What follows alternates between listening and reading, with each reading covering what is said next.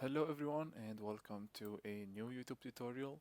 In today's video, I'm going to show you how to remove unnecessary Windows 11 update files that take up storage and slow down your PC.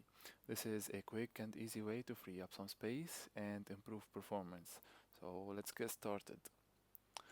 Basically, every time Windows 11 installs an update, it downloads and keeps extra files as a backup. So this is useful for Windows in case you want to roll back to a previous version, but over time, these files start piling up, eating away at your storage, and potentially making your PC more laggish and slow. So if you don't need to go back to an older update, these files are just taking up space for no reason. So let's free up these files, delete them, and speed up our computer. So the safest way to delete these files is to go to open up the search bar and then type in disk cleanup.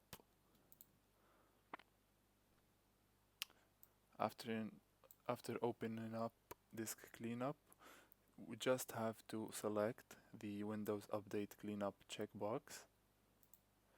You can also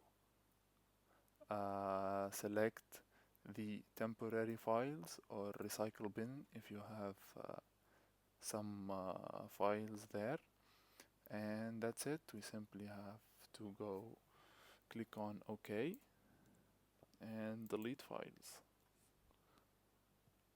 This might take up some time depending on the amount of files that you have or updates that you have installed previously. Let's give it a few seconds.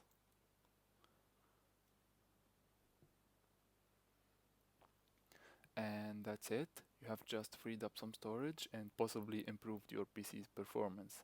So this simple trick can really make a big difference, especially if you are running low on space or if your PC has been sluggish after updates. If you have found this video helpful, please don't forget to like, subscribe, and hit the bell icon to never miss any future tutorials. See you on the next video.